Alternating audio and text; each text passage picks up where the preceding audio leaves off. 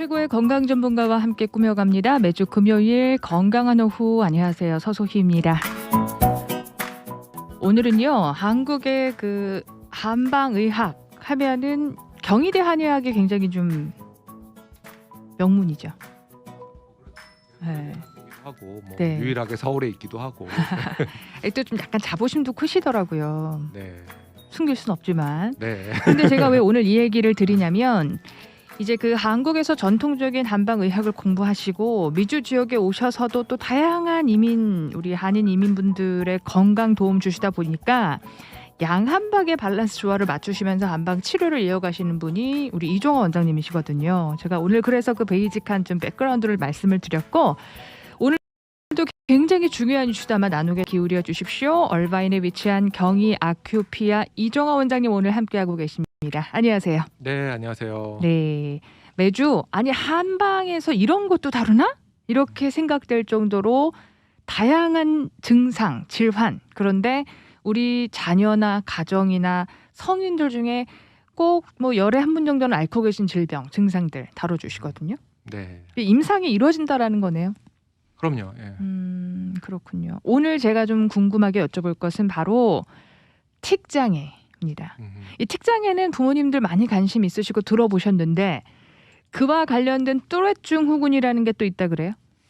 예, 뚜렛 증후군은 일종의 틱 장애인데요. 틱은 흔히 우리가 알고 있는 거는 이제 뭐 눈을 찡그린다든지 뭐 코를 비빈다든지 이런 식으로 이제 동작으로 나타나는 틱이 대표적인데요. 네. 그런 걸 이제 우리가 구분해서 동작 틱이라고 그러고요. 네. 그 다음에 생소하지만 이제 소리 있어요. 근데 소리가 그냥 뭐 이런 소리일 예, 수도 예. 있고 아니면 뭐 그냥 자기도 주체하지 못하면서 나오는 반복적인 소리들 이런 것들을 내는 경우에 이제 그게 동작 틱하고 같이 연관될 때 이제 우리가 뚜렛 증후군이라고 하죠. 네. 이그 뚜렛 증후군까지는 많이 들어보진 못했는데 일단 틱장애는 자가 진단하는 법이 있다고 하는데 네네. 뭐 혹시 기준이 좀 있으세요? 일단 그게 아이의 연령대도 중요하고요. 네. 또 이제 대부분이 이제 불수의적이라고 말하죠. 그러니까는 이제 의도하지 않는데 하고 싶지 않은데 그러니까 인지는 할 수 있어요. 인지는 하는데 이제 하고 싶지 않은데 하는 동작들 그런 것들을 이제 우리가 틱이라고 말하는 거거든요. 예. 그러니까는 이제 이제 좀 어느 정도 나이가 들면 자기가 이제 눈을 자꾸 찡그리거나 콧구멍을 넓혔다가 하면은 그렇죠. 그런 그런 것들을 이제 주변에서 뭐 누군가가 이야기를 해주면 그걸 인지는 하는데 그러고 싶지 않은데 자기도 모르게 하고 있는 거죠. 예, 그런 것들이 이제 틱 장애의 대표적인 것들이죠. 그래서 조금 더 이해하기 쉽게 초반에 좀 자가 진단하시는 기준 중에 한번 들어봐 주세요. 맞는지. 네. 눈에 먼지가 안 들어갔는데 눈을 수시로 깜빡이는 거. 네네. 말씀하신 것처럼 뭐 비염 감기 증상 없는데 코를 실룩거린다든지 인상을 네. 자꾸 쓰는 거. 네네. 그리고 다리를 자기도 모르게 심하게 떠는 것도 틱장애예요? 그게 이제 애매한데요. 네. 버릇 습관과 틱 장애가 이제 경계선에 있는 거죠. 사실은 그런 사람들이 이제 그럼 왜 다리 떠냐 네. 물어보면 이제 집중력을 높이기 위해서 네. 떠는 거예요. 보면은 보통 이제 뭔가 집중해서 할 때 자기도 모르게 다리를 떨잖아요. 그냥 텔레비를 한가하게 볼 때는 별로 안 떨어요. 예, 또 뭐 운동 같은 거 다른 거 바쁘게 하고 있을 때도 안 떨고요. 그런데 이제 집중해서 공부를 한다든지 그럴 때 이제 자기도 모르게 떨고 있게 되는 건 거죠. 그 기전이 이제 뭐 여러 가지 설들이 많은데요. 사실은 정설은 없죠. 다 이제 추정하는 것들인데 결국은 우리 몸의 운동으로 나타나는 거니까 운동을 관장하는 부분이 뇌에서 이제 기저핵이라고 하는 부분이거든요. 네. 감각을 받아들이는 부분들이 이제 시상이라면 이제 운동이 결국은 출력되는 부분들은 이제 기저핵이라고 할 수 있는데 그 부분에 이제 우리가 흔히 유명한 도파민이라는 것들이 만들어지는 흑질이라는 부분도 들어 있고요. 그런 것들이 결국 우리 몸의 운동들을 컨트롤하는 기관인데 어떤 설에는 결국은 우리가 다리를 떠는 것들이 더 집중력을 높이기 위해서 내지는 더 많은 운동들을 촉진하기 위해서 도파민들이 더 잘 분비되게 하기 위해서 더 많이 분비되게 하기 위한 자극 수단으로 틱이 발생한다 내지는 그런 다리를 떤 경우도 있다라는 설명들도 있거든요. 이점도 있다 이런 말씀이신 거죠? 그걸 그러면? 꼭 이점이라기보다는 어쨌든 그런 어쨌든 기전으로 원인은 설명할 수 있다. 있다. 네.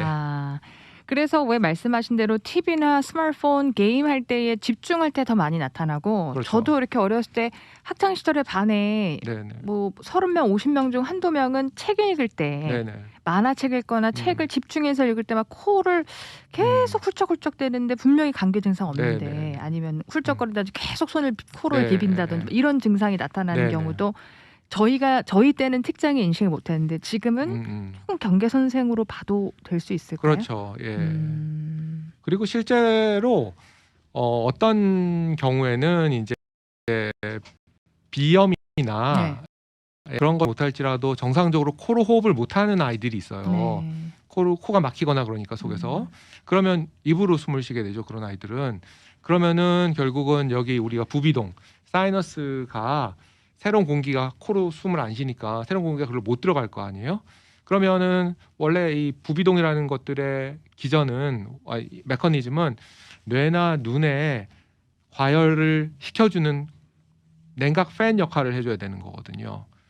그러다 보면 이게 이제 이쪽이 과열이 되면 그런 것들도 뭔가 불안함 내지는 앵자이어티 같은 것들을 초래하게 되고 그런 것들이 또 이제 동작으로 뭔가 나타나는 경우들도 또 있죠. 안절부절 못함이 결국은 이제 틱 같은 증상으로 나타나기도 하는 거죠.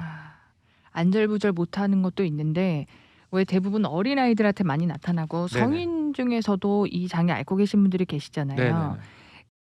그런데 어린 아이들 같은 경우에는 스트레스, 네네. 뭐 불안적 심리 요소 이런 것도 원인이 될까요? 예, 그런 거는 기본으로 기본이에요? 많이들 깔고 있기 때문에 아. 부모님들이 오시면 일단 한국 같은 경우에는 일단 학원을 끊으시고 예체능 중에 하기 싫은 거 억지로 하는 거 있으면 끊으시고 이제 그런 것부터 시작해야 되는 거죠. 스트레스, 네, 과한 그건 일단 스트레스. 기본으로 최소화 시켜 놓고 이제 그 다음에 다른 원인들을 찾아 들어가야 되는 거죠. 이게 뭐 꼭 하나 원인 때문에 생기는 건 아니거든요. 왜냐하면 스트레스 다 같이 받는데 생기는 애 있고 안 생기는 애 있는 거고, 예, 그렇기 때문에 스트레스가 주로 기본을 깔고 있지만 다른 또 플러스되는 원인들이 몇 가지가 더 있어야 결국은 이제 몸이 그런 식으로 반응을 하는 거니까요. 그런 것들을 이제 가능성 있는 것들을 다 하나씩 제거해 주는 과정들이 이제 결국 치료가 되는 거죠. 네. 왜 프레스쿨 교사분들 중에요. 이제 한국 말고 미국에서는 네네. 한국에서는 무조건 그냥 손가락 많이 빨고 뭐 자꾸 이상한 행동 반복적으로 하는 것들을 무조건 못하게 해야 된다 네네. 이런 인식이 강했잖아요. 네네. 근데 여기서는 일단 좀 내버려 둬라. 네네. 그게 그 아이의 지금 막 불안정하고 또 굉장히 여러 환경적인 변화 요인을 의지하고 잠깐 그 스트레스를 해소하는 데 도움이 되니까 잠깐 놔둬라. 네네. 이렇게도 접근을 하시더라고요. 예, 사실 그게 더 바람직한 그래요? 티칭 방법이고요. 아. 왜냐하면 그거를 애한테 네. 인지를 주고 그걸 하지 말라는 프레셔 주는 것 자체가 또 다른 스트레스가 되니까. 그래서 많은 경우는 사실 다 시기적으로 그러다가 금방은 아닐지라도 결국은 괜찮아지기 때문에 자연스럽게. 네, 그런 문제들이 해소가 되고 뇌가 충분히 더 성숙하게 되고 하면은 이제 괜찮아지니까 굳이 그것들을 자꾸 지적하고 하지 말라고 압박할 필요가 전혀 없는 거죠. 아니 아이들 중에 일단 눈 깜빡거리는 거 가장 많이 하잖아요. 네네네. 손 빨고 뭐 이런 거. 네. 그다음에 특장에는 말 그대로 정말 계속해서 반복된 소리를 낸다든지 이런 네네. 것들 부모님 걱정 너무 많이 하시는데 네네네. 일단은 내원하신 분들 계셨어요? 그럼요. 이 정도 증상으로? 네네네. 그래서 어떻게 진단해 주셨고 치료가 이루어졌을까요? 이제 저희가 확인하는 것들은 첫 번째 아까 처음에 말씀드린 것처럼 부비동이 충분히 냉각 기능들을 잘 할 수 있는지 아이가 그러니까는 잘 때도 그렇고 낮에도 그렇고 코로 호흡을 잘 하는지를 확인하고요. 일단 거기서 문제가 있으면 그 문제들을 해소시켜 줘야지 되는 거고 두 번째는 이제 이 후두 하근이라고 그러는데요. 머리하고 목하고 연결되는 부분 여기가 뒷부분? 이제 긴장된 아이들이 많아요. 왜냐하면 요즘은 특히나 이제 자세들이 뭐 어려서부터 스마트폰 보고 그렇죠. 뭐 그러다 보니까 고개 앞으로 내밀고 고개 숙이고 이렇게 보다 보면 그 부분이 긴장이 많이 되거든요. 또 아이들을 눕혀서 이제 뭐 이렇게 스마트폰이나 아이패드 같은 거, 태블릿 같은 것들을 쥐어주게 되면 그런 것들도 이제 여기에 계속 긴장이 걸리게 만드는 원인들이 되고 그 후두하부에 있는 원인들을 이제 해소시키기 위한 치료들을 하게 되고요. 그럴 때 이제 같이 고려해야 되는 거는 이제 턱관절 같은 것들이죠. 뭐 아이들보다는 사실 턱관절의 문제는 어른 좀 더 이제 나이가 갈수록 문제가 생길 가능성들은 더 많은데요. 이제 뭐 턱을 괴고 있는다든지 아니면 뭔가 외상이 있어서 좌우의 턱의 균형이 안 맞는다든지 그러면 그 균형을 맞추기 위해서 힘든 데가 바로 여기 후두하부가 되거든요. 머리하고 머리 바로 밑에요. 우리 흔히 말하는 뒷골이 뻣뻣해진다고 할 때 그 뒷골이요. 그 부분들이 이제 그 좌우가 텐션이 안 맞거나 긴장되어 있거나 그런 식으로 이제 이 턱의 불균형을 몸이 보상하거든요. 그러니까는 이 부분 후두하부도 풀어줘야 되고 그 다음에 턱관절의 균형들도 맞춰줘야지 되고 그런 것들을 같이 가야 되는 거죠. 예, 아니 지금 그냥 저희 하루 종일 직장생활 하시거나 스트레스 많으신 분들도 뒷골 만져보면 딱딱하실 걸요. 그렇죠. 이거 많이 뭉쳐 있는데 네네. 이게 이제 턱관절까지 갈 수 있는 거고 부담을 주고 그렇죠. 무리를 서로 주고. 영향을 주죠. 왜냐하면 턱관절의 움직임의 축이 이게 이제 컴파스로 원을 그리는 것 같다면 옆에서 봤을 때 그러면은 그 컴파스의 원 중점이 이 후두하부가 되는 거거든요. 그래서 이 좌우가 균형이 안 맞으면 우리가 컴파스로 원을 그릴 때 점점 더 세게 꽉 눌러야 되는 것처럼 이 중점 있는 데를 이 후두하부 있는 데를 더 근육들이 잡아줘야 되거든요. 그래서 긴장이 되는 거죠. 그럼 어떻게 이거 풀어주세요? 뒤에를. 턱관절 균형이 문제가 있는 경우에는 좌우를 이제 겉에서는 이제 우리가 침이나 이런 걸로 이제 이 씹는 거 저작과 관련되는 근육들을 다 같이 풀어주게 되고요. 여기 측두근서부터 시작해가지고 여기 있는 뭐 저작근들 또 이 안에 있는 익상근이라고 그러는 것들이 있는데요. 그런 것들을 이제 침으로 풀어주고 환자들한테는 양치질하고 스스로 손가락을 이제 안쪽으로 입 안에 넣어서 깊은데 위쪽 제일 안쪽에다 집어넣어서 손톱으로 하면 아프니까 이 팁 부분으로 말랑말랑한 부분으로 그런 데를 가볍게 좀 비벼주시면 문제가 있으신 분은 살짝만 눌러도 굉장히 예민하게 아파요. 많이 굳어있기 때문에 그러면 그런 부분들 이제 살살살살 이렇게 녹이는 기분으로 풀어주시면 그런 분들은 이제 훨씬 좌우가 이제 릴렉스 되면서 균형들을 찾게 되고 거기가 균형을 찾아서 살살 그려도 되면 우리가 원을 힘을 빼도 되는 것처럼 이 후두하부가 굳이 세게 잡고 있을 필요가 없으니까 거기에 긴장들도 같이 해소가 되는 거죠. 스트레스 요인도 조금 제거해주고 네네. 피지컬한 부분도 좀 중심을 바로 잡아주고 균형을 이뤄주는데 약물 치료까지 가는 경우도 있나요? 예, 약물도 많이 필요한 경우들이 있는데요. 특히 한의학적으로 제일 많이 연관돼 있는 부분은 이제 간이에요. 간.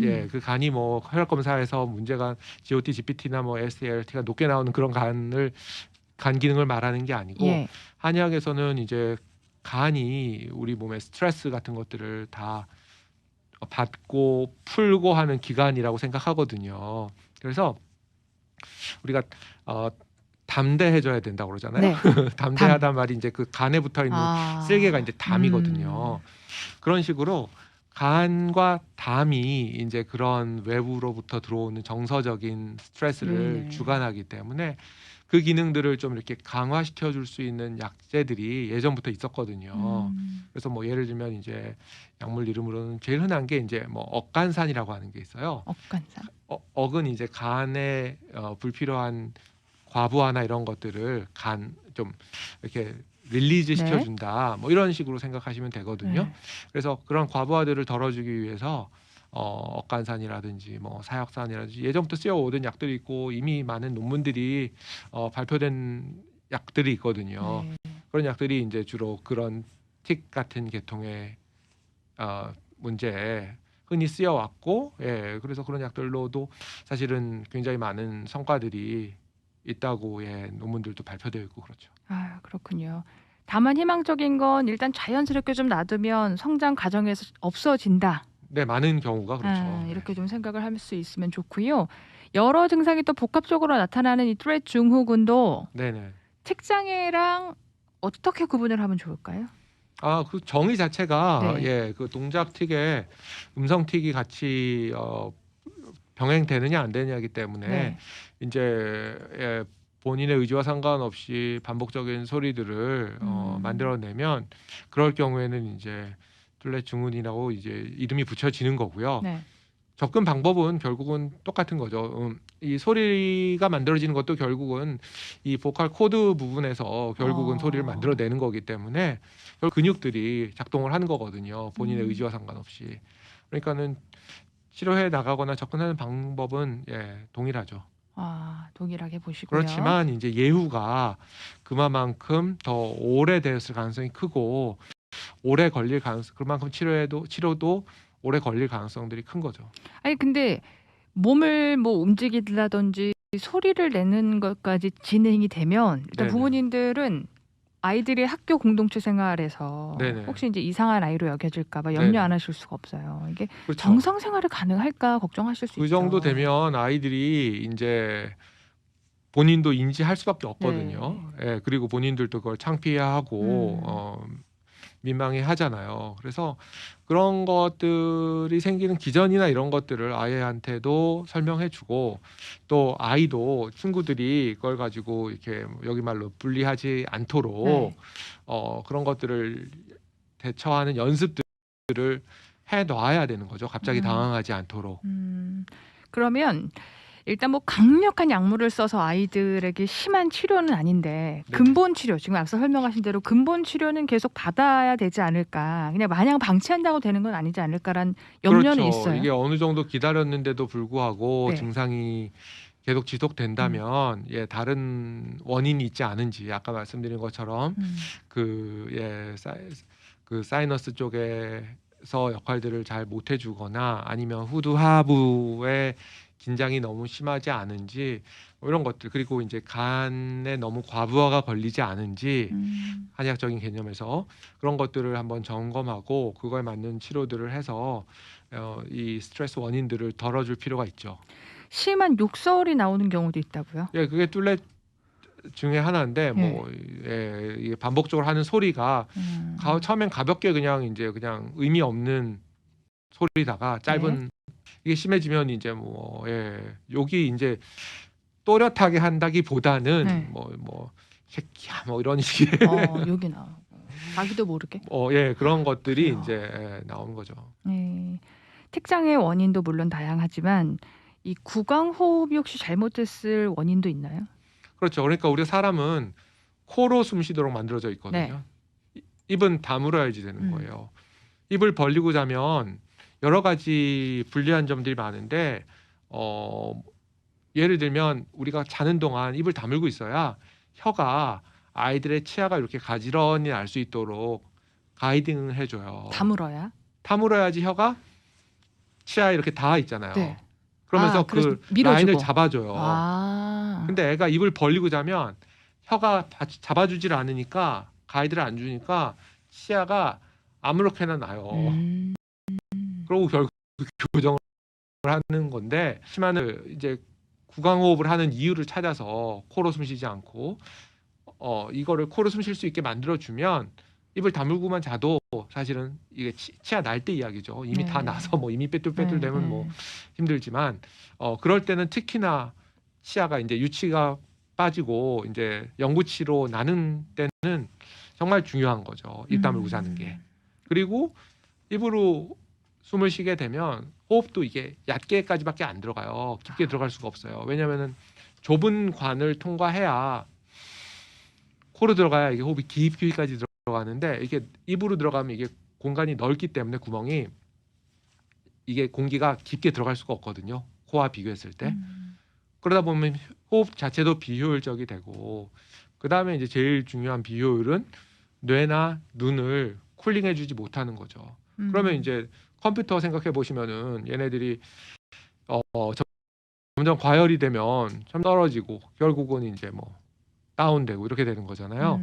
우리 뇌도 마찬가지거든요. 눈도 마찬가지고. 그러니까 뭐 안구 건조증이나 눈이 불편한 증상들도 마찬가지고 비염 같은 것들이 있으시면 내지는 뭐 축농증 이런 것들이 있으면 그 문제들을 먼저 개선을 시켜줘야지 뇌가 이제 정상적인 기능을 하게 되는 거죠.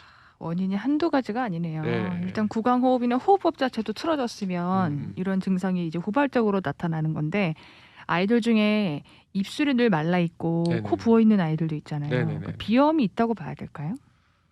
일단 테스트를 하려면 일단 한쪽 코씩을 막고 예. 일단 숨을 들여 마시고 내쉬어보라고 한쪽을 막고 한쪽을 코를. 막고 아. 해보면, 그리고 또 반대쪽 해보면 이게 원활하게 들어갔는지 안 들어갔는지를 아. 명확하게 알 수 있거든요. 일반인이 음. 보시더라도 좌우 비교도 되고 하니까. 음. 그럴 경우에는 뭐 이게 소리가 이게 매끄럽지 않으면 어디선가 걸리는 거죠. 그리고 이제 제일 안타까웠던 경우 중에 하나는 환자 중에 하나였는데, 이제 비염 같은 것들이 있으니까 계속 그 안티히스타민이라고 그러죠. 항히스타민제. 그러니까 뭐죠? 뭐 지르텍이라든지 아, 뭐 예, 예, 액티피드니 뭐 예, 이런 유명한 예. 약들 있잖아요. 오버 더 카운터로 예, 구입하셔가지고. 예. 그런 것들을 지속적으로 먹어서 일단 비염을 그걸 말리면 이제 다 그걸 먹으면 다 말려주니까 네. 점액들을. 네.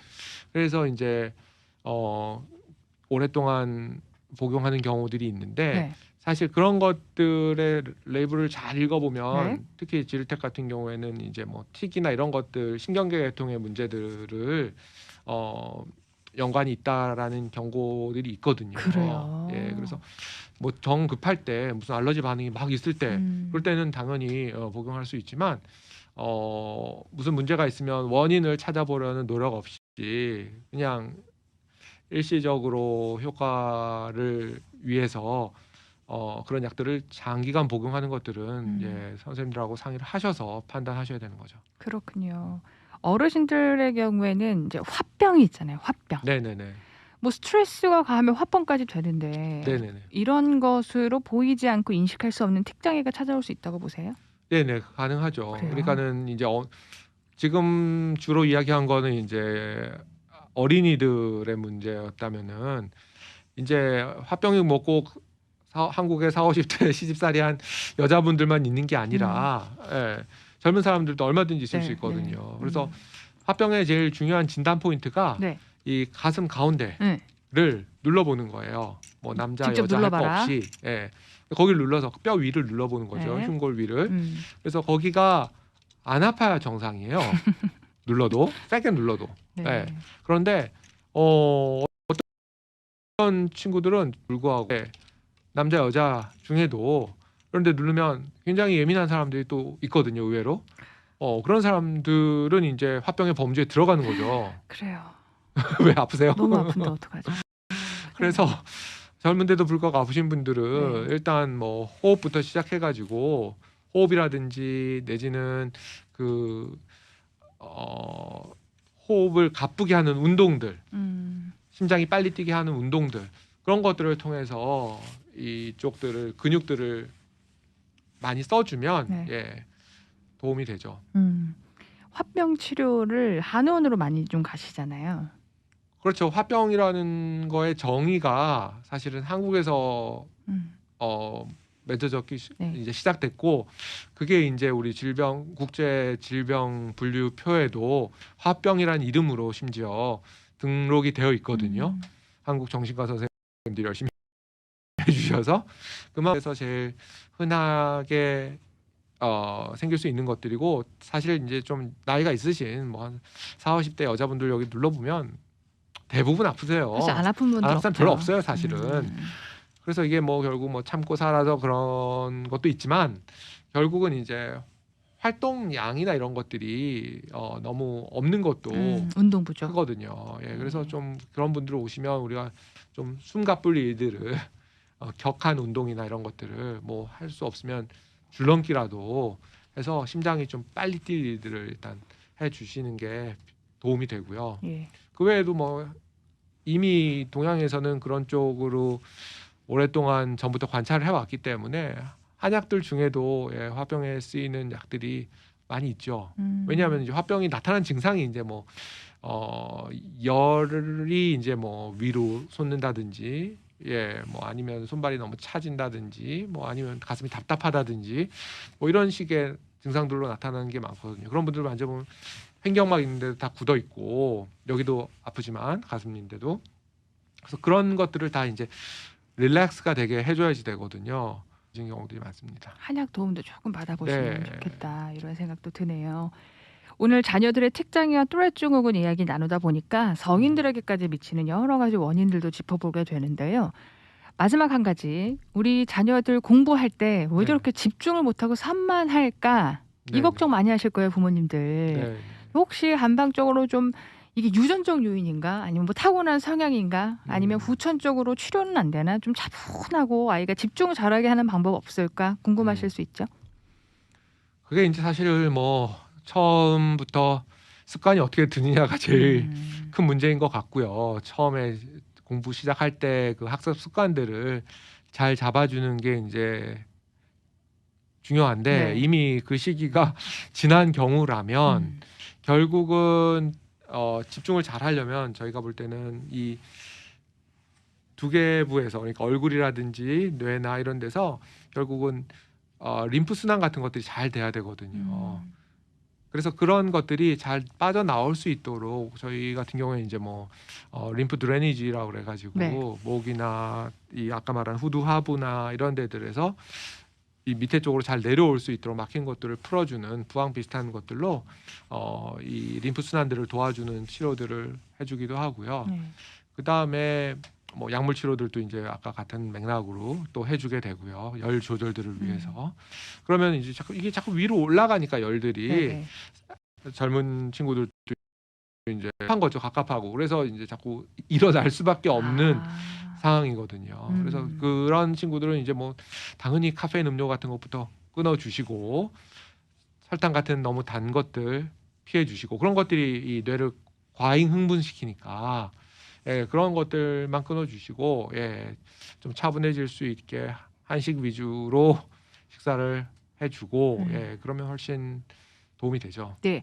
저도 부항 매니아인데 네. 원장님 지난 방송 출연하실 때 네네. 귀 아래 뒤에 굉장히 예민한 부분까지 이렇게 자국을 갖고 오셨더라고요. 네네네. 그건 부항은 아닌 거고 뭐죠? 그게 이제 림프 드레니지를 한 건데요.